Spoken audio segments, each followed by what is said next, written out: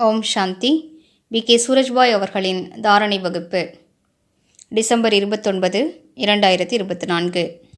பாபா இப்புவியினை ஸ்வர்க்கமாக ஆக்குவதற்காக நம்மிடையே அவதரித்திருக்கின்றார். அவர் தனது இந்த உயர்ந்த காரியத்தில் நம் அனைவரையும் துணைவர்களாக ஆக்கியிருக்கின்றார்.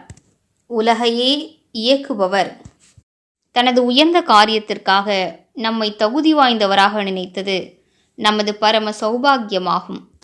அவர் நமக்கு திருஷ்டி கொடுத்து அனைத்து சக்திகளையும் நமக்குள் நிறைத்திருக்கின்றார்.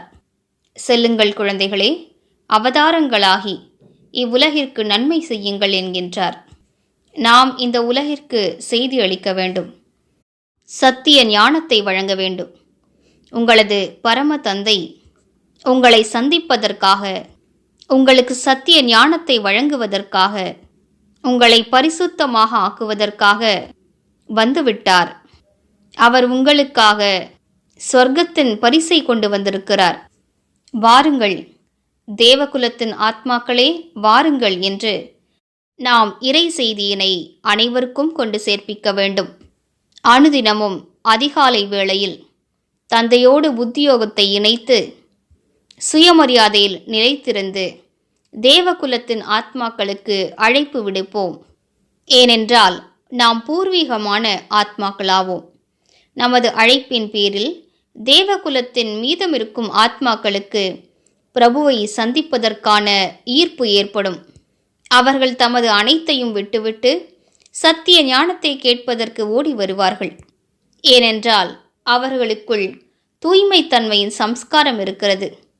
இப்போது அது விழிப்படைவதற்கான நேரம் வந்துவிட்டது. அவர்களுக்கு ஈஸ்வரிய ஞானத்தின் பக்கம் அதிகமான கவர்ச்சி ஏற்பட போகிறது. இந்த காரியம் இப்போதே நடந்து கொண்டுதான் இருக்கிறது. எனவே பிறருக்கு ஞானத்தை கொடுத்து சேவை செய்வதன் கூடவே நல்லதொரு சூழலை உருவாக்குவதும் மிக அவசியமானதாகும். இயற்கைக்கு நாம் தூய அதிர்வலைகளை பரப்ப வேண்டும். ஆத்மாக்களுக்கும் தூய்மை தன்மையின் தானத்தை வழங்க வேண்டும். நாம் இந்த இயற்கையினை மாற்ற வேண்டும். அப்படிப்பட்டதொரு காலம் வரப்போகிறது. அப்போது முழு நேரமும் சுற்றி இருக்கக்கூடிய உலக ஆத்மாக்களுக்கு சக்தி வாய்ந்த அதிர்வலைகளை பரப்புவதிலேயே நாம் ஈடுபட்டிருக்க வேண்டியிருக்கும். ஆனால் யாரிடம் எல்லைக்கு அப்பாற்பட்ட வைராகிய உள்ளுணர்வு இருக்குமோ அவர்களே பிறருக்கு சக்திசாலியான அதிர்வலைகளை கொடுக்க முடியும். வைராகியம் என்பதை எளிதாக புரிந்து கொள்ள வேண்டுமென்றால், வைராகியம் என்றால் வீணான விஷயங்களின் மீதான வெறுப்பு, உலகாயத ஆசைகளின் மீதான வெறுப்பு, பெயர் புகழ் மரியாதை போன்றவற்றின் எதிர்பார்ப்புகளின் மீதும் ஏற்படும் வெறுப்பு. இவை எத்தனை போலியானவை, நிலையற்றவை என்பதை புரிந்து கொள்ளும்போது அவற்றிலிருந்து நாம் விலக துவங்குகிறோம். ஆனால் யாரெல்லாம் இந்த உலகம் கடைசி நேரத்திற்கு வந்துவிட்டது என்பதை புரிந்து கொண்டார்களோ அவர்களுக்கே இந்த வைராகிய உணர்வு ஏற்படுகிறது. நாம் அனைவரும் வீட்டிற்கு திரும்பிச் சென்றாக வேண்டும். மேலும் பிறரையும் வீட்டிற்கு அழைத்துச் செல்வதற்கு உதவி புரிய வேண்டும். அனைவரையும் துக்கங்களிலிருந்து விடுவிப்பதற்கு உதவி புரிய வேண்டும்.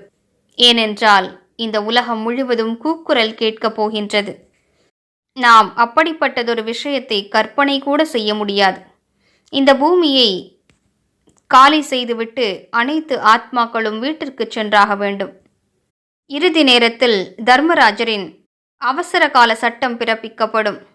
எனது தேவகுலத்தின் மகான் ஆத்மாக்களுக்காக இந்த பூமியினை காலி செய்யுங்கள். இந்த உலகம் சுத்திகரிக்கப்பட்டு தேவதைகளின் வசிப்பிடமாக மாற்றப்படும். எனவே இப்போதிலிருந்தே பயிற்சி செய்வோம். முழு உலகிற்கும் சக்திசாலியான அதிர்வலைகளை பரப்புவோம்.